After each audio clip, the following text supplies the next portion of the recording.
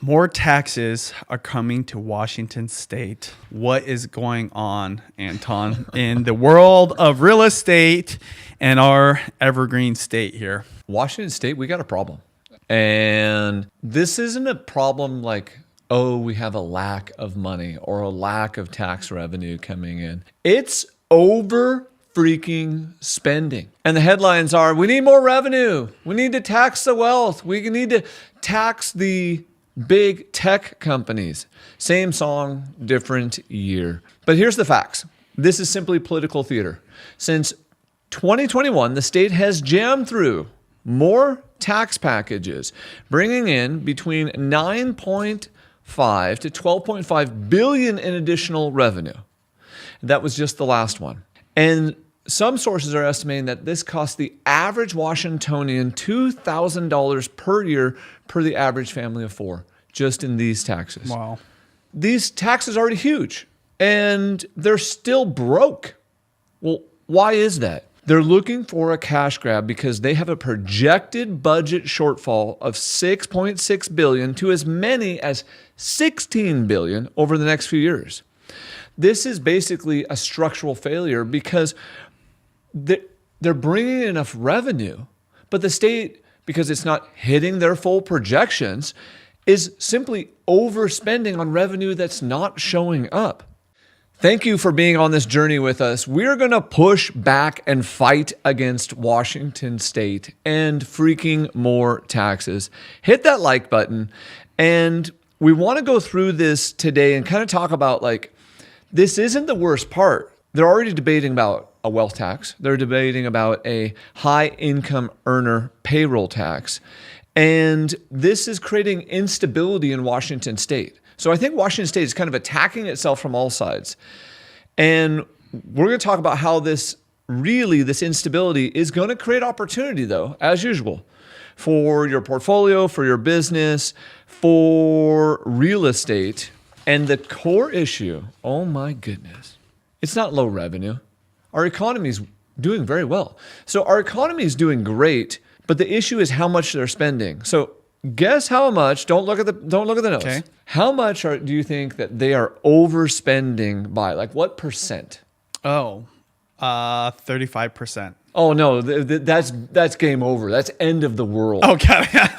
So 35% overspending in relation to the government would be beyond catastrophic. Yeah. That's like if I made $100,000 a year and spent 35,000 over every single year for whatever. Okay, I don't know. If that's the case, I'm going to say like 5 to 7%. 8. The omnibus operating budget for 25 to 2027 increased spending by more than 8%, and they are spending faster than they can even possibly tax us. This is basically an attack against the investor, an attack against small business, the middle class. These all become the casualties in this.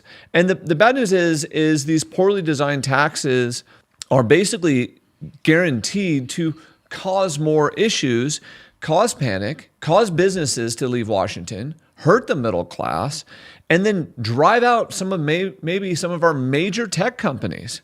What's their justification for doing this taxation right now? Like, why would they create so many taxes here in Washington and hurt our economy? I don't know that there's a specific justification. I actually think it's a mindset. I think it's political theory. I think it's people who don't own businesses. They've been career politicians. And the idea is kind of simple. They look around, and when you're a hammer, everything is a nail. And so they're looking around saying, we want to keep spending, so therefore, where can we go get the taxes from? Well, we can get them from business via the new B&O taxes. We can get it from drivers via gas taxes. We can get it from precious metal holders via gold. We can get it from high income earners. That's one of the ones that they're talking about proposing. So all of this is like, we're not getting enough. So the legislature is already rumoring to start raising taxes in 2026. And what's happening, though, is tax revenue has massively increased, but spending has greatly outpaced it. All Washington State has to do is very simple. Slow down your spending. So think about it like this. In this current economy, and listeners, someone correct me if I'm wrong, does everyone feel like really good or they feel slightly pinched? Definitely pinched, and there's a little pressure on the pocketbook. If there's pressure on your pocketbook, my pocketbook, our listeners' pocketbook, why is there not pressure on Washington State's pocketbook? Oh my gosh, I think we're just too easy on them, honestly. Bingo. We're not applying enough pressure, but what's happening is that this pressure cooker, because we've got multiple hidden things that are attacking us, this pressure cooker is boiling up. I mean, all you have to do is go look at some of the comments on some of the videos that we've made recently, and you can see the pressure cooker just boiling over. Where are we getting attacked the most? I think this is really an attack specifically on the middle class and small business. So the first group that's going to end up paying this tax is obviously the middle class. And they're paying it through guaranteed inflation, and that's the hidden tax. See, politicians, they don't call them consumption taxes. They call them corporate surchargers. We're going to go get the big bad tech company. We're going to make sure they pay their fair share.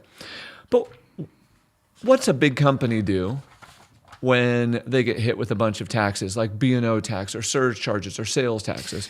Well, they probably have to cut some costs, maybe cut some employees. Bingo. Maybe tighten up, downsize a little bit, or charge more to their customers, all the above. Those are the only two things that happen. The business makes less money and the consumer gets charged more. And it's usually some combination of both.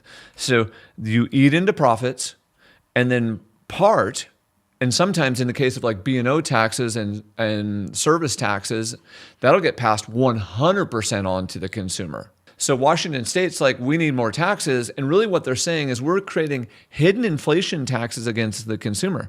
An example to think about this is the B&O tax. That's a surcharge pass-through. So that hits companies like Amazon, Microsoft, Costco's. What's Costco's profit margin? I don't know. Oh, I'll tell you. Stupid low. Yeah, right. Costco's profit margin is stupid low. Costco's whole business model is a membership. Bingo. They make money on the membership so they can pass the groceries onto the members at a discount. All right. Where's this new B&O tax then go? Boom, straight to you, the consumer. Has to. Oh, let's talk about Amazon. Are they operating on a big margin or a razor thin one? Razor thin. Same thing. This new B&O tax, boom, straight to the consumer. So as they raise these, it means higher cost for inputs, downstream the customer pays. And in the state's own data tax code, we've got the most upside down tax code in the nation where the poor and the middle class pay up to 6 times more in their income than the wealthiest 1% in our state. This right here is part of the problem. So they're creating this affordability crisis. They threw in this little nugget in the last one. They're like, we've got a sales tax reduction to distract you. So in the last $6 billion tax increase, Benji, they said, hey, we're reducing sales tax. But what did the counties do and the cities do with the sales tax rate? They bumped them up. So at the state level, they pretended to give you something while hiding other taxes and fees over here. And then locally, they started taxing you more. Isn't there also a gas tax too? Oh, we have the most expensive gas, which is crazy. So 2 weeks ago or 3 weeks ago, I forget when that was, we recorded that episode about gas and the gas tax. And at that time, we had, I believe it was the 3rd highest gas tax in the nation and some of the highest gas prices right now. These 2 new taxes, basically, they're attacking small business. Because Microsoft, Amazon, Google, they can survive things like this. But the little construction guy, okay, the small business, the local bakery, they may not be able to survive passing this on to their consumer. And then they're just going to close down shop and be completely gone. There is a bakery here in town that I have talked to about selling the building, buying the building, selling the business, all this, various things over the last 5 years. And it's open because it's a labor of love. And it's open because it's been there for generations. But the margin that they're surviving on, this individual could close the business and just go get a job anywhere else and make more money. Gosh. And Be work a less. baker at a grocery store. Bingo. So the B&O tax rate, just to be real specific, went up, increases to 0.5% in 2027. This is a gross receipt tax that gets passed directly on the consumer. The sales tax base starting October 1st, 2025. This is an expansion of it. So now they include things like sales tax on software, on IT, on digital advertising. We're talking pay-per-click and things like that. So these are taxing tools that are basically, they're going to hurt production. They're going to hurt innovation. It's an attack directly against small business. And this is going to create, of course, more compliance for small businesses because they're still trying to figure out the last set of taxes, and now it's becoming economically more prohibitive. So we got the middle class and small businesses being taxed, to death, hitting their gross revenue, attacking innovation. And this is an overreach, but it does create opportunity in the technology sector. So when I say some of these things, it looks a little bleak, but as everything that even becomes hard, Benji, I always believe it creates opportunities. And so let's go through kind of some opportunities and some investment plays. The one that's going to hurt is this is going to start to directly impact tech companies. There's a 7.5% ACS tax bomb on tech. That is the advanced computing surcharge, which is escalating to 7.5% in January of 2026. This is a direct, large-scale penalty against data processing and specialized R&D that tech does. That's directly at the tech companies here in Washington. So they didn't raise the rate. They didn't just raise the rate. They increased the maximum cap tenfold. It used to cap at 9 million. Now this will go to 75 million. And it's 7.5% of their gross receipts on tax and computer services and R&D. That creates an implicit disadvantage in Washington state. So you just said to the big tech companies, hey, I'm going to tax you up to 75 million, 7.5%. Do they want to then develop products in Washington? Probably not. Or are they thinking, oh, I might have to go to another state now? Oh, definitely. I mean, at the end of the day, they have to think about their bottom line, and they need to be profitable to be the type of business that grows. So for sure, I mean, 7.5% on what though? Was that gross, or is this specifically? That's gross, and it's on advanced computing and R&D. So advanced computing systems and R&D. So it's on a specific part of something they do. Yeah. But you're basically forcing that out of Washington state. And we already saw Amazon move a bunch of their lease spaces out of downtown Seattle. So the thing to be thinking about is, if this continues this way, where does that create an opportunity? This is going to hurt parts of commercial real estate. Starts to hurt part of commercial real estate in the office space. Possibly in the data center space, possibly also in chunks of the multifamily space, possibly also in chunks of the industrial space. Tell me this. I just stayed in Seattle for a couple different weekends the last couple of months. And every time I look out my hotel window, I'm looking at the buildings next door, not like a creep or anything, because there's nothing to peep at, right? Not that I do that, but that sounds so weird. But what I'm saying is empty buildings. Yeah. Floor after floor after floor. I've seen 5-6 floors completely empty. And what's crazy is this has been over the course of 3 to 4 years. Yeah. The vacancy downtown is kind of ridiculous. It's really high. And so if you're saying that taxes are going to go up and then companies are going to continue moving. Another thing too, but again, it's one thing to see the data. And of course, there's different perspectives. There's no perspective difference on this. Empty buildings, empty floors. I went to go work out at a YMCA in downtown, and it was completely empty in there. And so I asked the front desk, like, wow. Is this like just a weird time of day? And what's weird is I went in the morning and in the afternoon. It was both empty. She goes, oh, no. Ever since the pandemic, a lot of companies left downtown. Yeah. And now they're not coming back because of remote work. Yeah. Now, that's a little bit different than being taxed. But my point is this.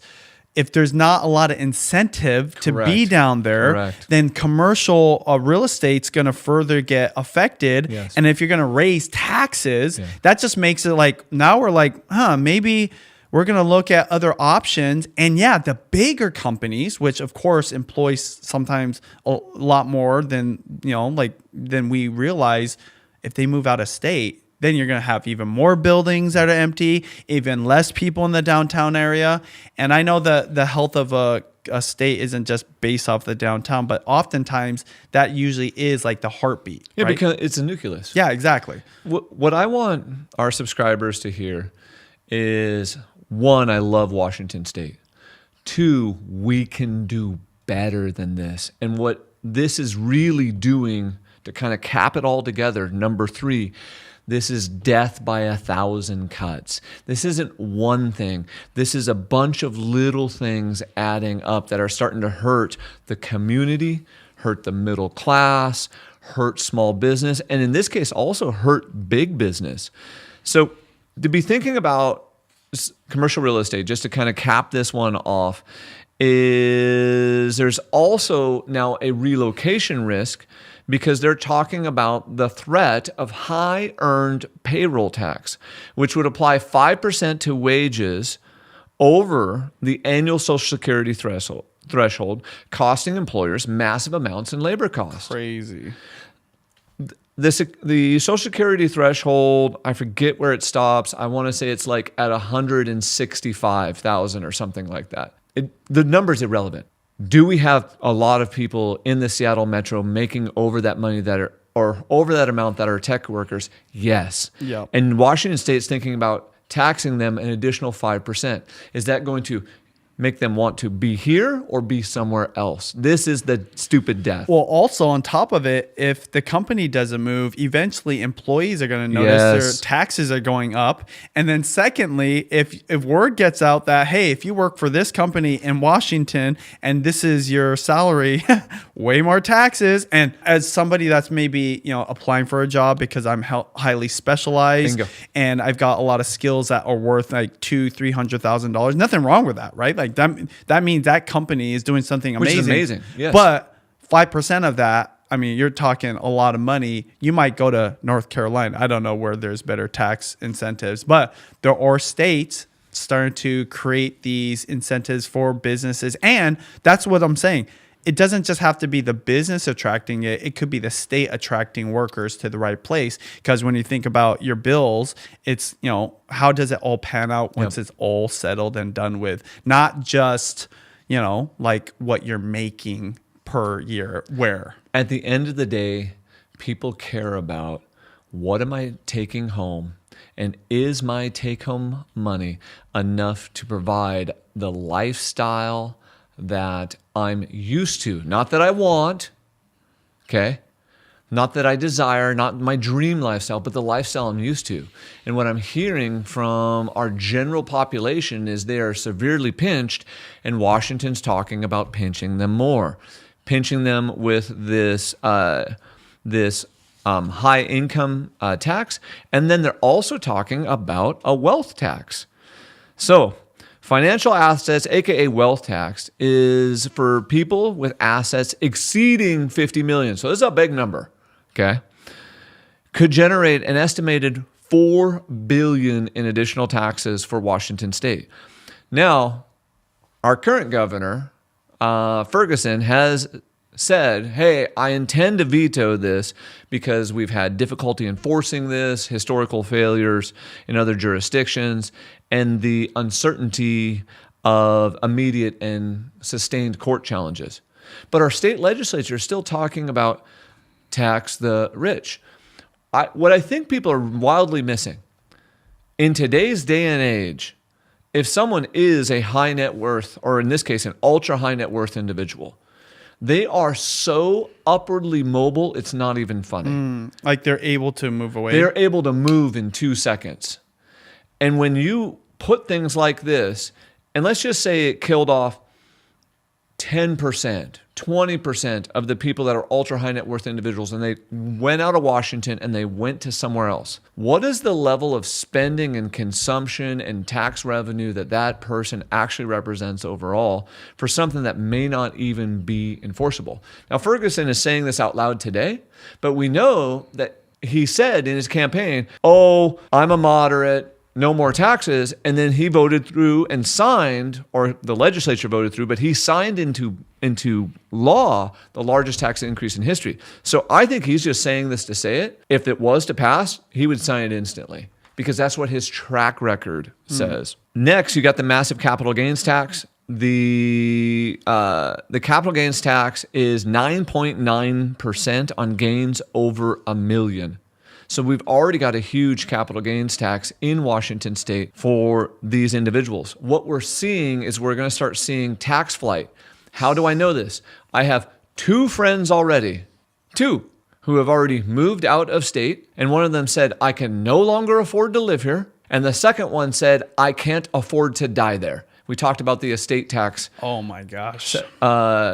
Because Washington state, basically over 3 million, starts to tax your estate. If you guys are finding this analysis good, like please hit that subscribe button, share this with a friend. We have to, as a society here in Washington state, as Washingtonians, as concerned citizens, we have to start pushing back. We have to start calling our lawmakers locally and at the state level and saying enough is enough. Because this next one is just the killer one. So what's happened to property values over the last 5 years, Benji? It's gone up. Gone up a little bit or like a freaking rocket? Quite a bit. If you track it from 2020 when we had that dip, but even from 2019, it's definitely gone up.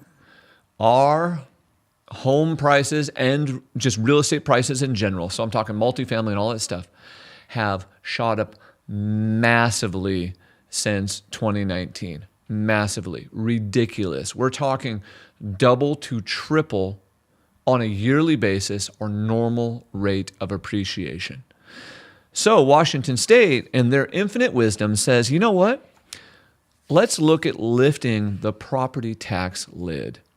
So they've been working on a measure that there's currently a lid where there's a restrictive cap on property tax growth. It can't grow more than 1% in Washington state. Well, as someone who sells a bunch of real estate, and we've got some amazing long-term clients, and some of them are cute little old people. And those cute little old people have lived in their home or lived even in their waterfront home for 40 years. And they paid nothing for it, okay? Nothing by today's standards. Expensive then. But I know an individual who literally spent $150,000 for their waterfront home 40 years ago. And today it's worth $1.4 million.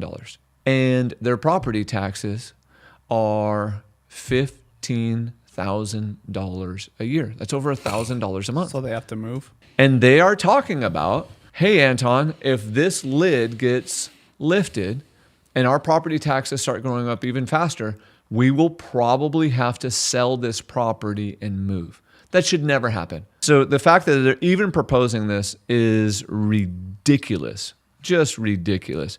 All right, I've been a little bit pessimistic, but I want to talk about, kind of there is an optimistic outlook. So the problems are we got fuel taxes, we got B&O taxes, we got surcharge taxes, we have proposed more wealth taxes, we have proposed lifts on the property tax lid, but ultimately we've just got a spending problem. And if you own a business, this means your pricing model is changing if you're a small business. Or if you're a big business, you're going to pass it directly on to the consumer. And we know that a lot of this is just showing up as inflation. So what should we be doing? Well, one of the things you should be thinking about is making your max contributions to your retirement accounts. So the retirement account, and the reason I bring this up, and I realize this is outside of real estate, but they're not talking about changing the taxes to retirement accounts, both at the federal level and the state level. This is a protected asset class that can grow. So if you have a 401k at your employer or you contribute to your IRA, P.S. you should have a Roth IRA, you should definitely be maxing those out today. Isn't there a way you can use your retirement account to invest in real estate? Yeah, absolutely. So what happens for a lot of people is when they change jobs, they end up with these orphan 401ks, and quite often they roll them into an IRA. When you don't have a company IRA, or you're done with your company's IRA or 401k, you can do what's called a self-directed IRA or a self-directed 401k. And you go to a trustee, and that trustee becomes your custodian. And then that allows you the power to make decisions with your own money. You can buy stocks. You can buy mutual funds. You could buy a piece of real estate like you just said. You could loan the money out. One of the things I want our listeners to understand, about a third of what we do is private capital. And that private capital comes from individuals out of their retirement accounts, because they have money rolling out of CDs, they have self-directed, and they loan us the money for construction projects, they loan us the money for fixed rate debt, they loan us the money to go flip a home, and we pay them instead of them are paying like JP Morgan. And then what's the benefits of having a self-directed when you invest into real estate through it? Having a self-directed gives you the power and the control, and there's not someone with a large asset management fee pulling your hard-earned retirement money, number one. Number two, hiding it behind some type of bundle. So a lot of these things are very opaque. If you're in control of it with your self-directed and you decide to buy the S&P 500 and you decide to loan some capital over here, you're in direct control of those investments, and you're also making the full return with no middlemen. In real estate specifically, if you bought that waterfront home and you paid $140,000, and then all of a sudden, 30 years later, when it's time to retire, 40 years later, and it's worth 1.4, and you go to sell it, you now have all that growth tax-free. Conversely, if you're married in the United States, you're only going to get a $500,000 deduction if you owner-occupied that. And if you didn't owner-occupy that, you're going to pay about 20% on the gain over that whole property. In this case, hundreds of thousands of dollars, hundreds of thousands. Self-directed IRAs are one of the absolute best, and self-directed 401ks, mechanisms for people to control their own wealth building and to get better returns without middlemen. I love them. So basically better than 6 to 8% that the stocks give you. Depending on, so there's always, yes. Let's clarify that. Depends on people's goals and depends on the level of risk they want to take. Low risk, 5 to 8, okay? Maybe 10. Medium risk, 8 to 10. A little bit higher risk, 10 to 15. High risk, 12 to 20 something. Each investment is going to be different. None of this is financial advice for anyone, but there's always an opportunity in that.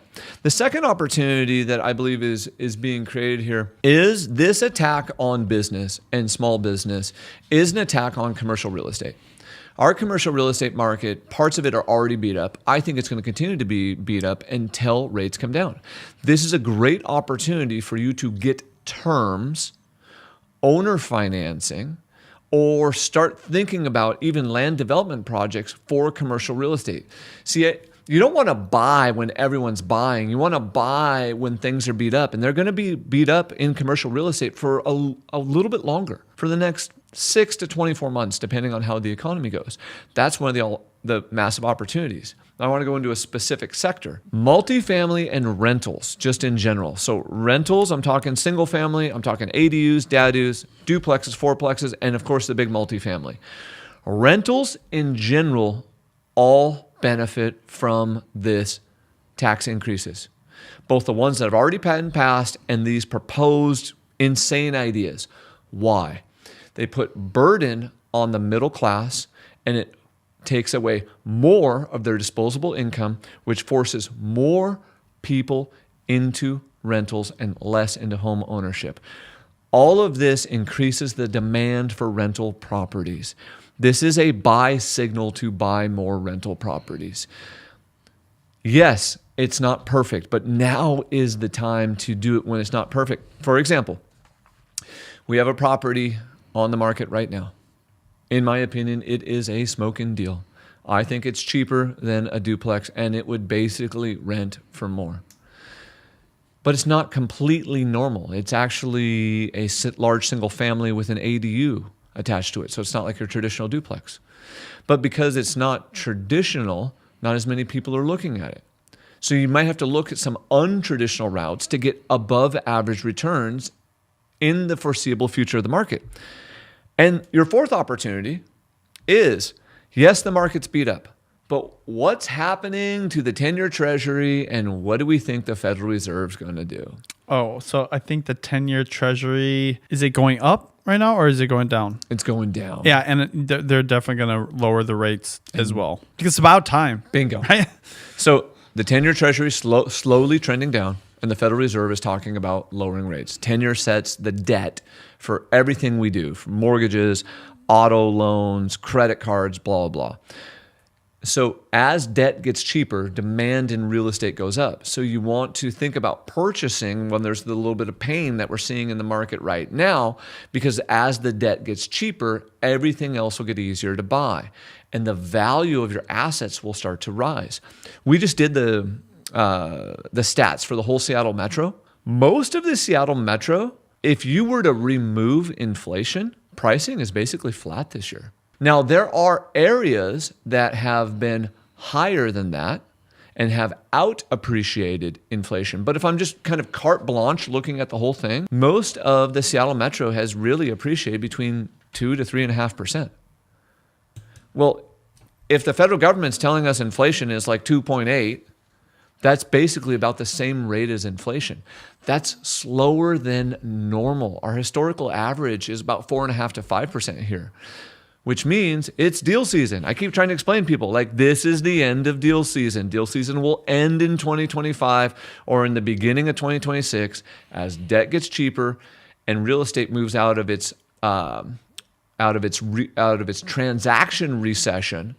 We will sell more properties, and then prices will rise. So in closing, Washington State's problem is a structural problem because it's freaking overspending. And we've shown and demonstrated that this is 8% they are overspending by, and that the revenues are simply not matching this. And the policy responses, which target surcharges, input taxes, capital gains, wealth taxes, and the tech industry, this is economically destructive. It's inflationary. And I mean, let's just be blunt, it's freaking desperate. So your kind of strategy here is, 1, buy assets as your hedge against inflation. Real estate's a great one. 2, reach out to your politicians and say enough is enough. And be proactive about protecting your wealth, because taxes is an erosion of your wealth. And that understand that these cycles are basically guaranteed to keep repeating. We put together this YouTube channel to talk about the economy here in Washington State, talk about politics, talk about real estate investing, and try to give people a roadmap in this unstable financial world. And so if you haven't clicked the subscribe button, hit that, turn on the magic notifications, drop any questions and comments below. And if you guys want to go do some real estate, hit us up at rsg.com.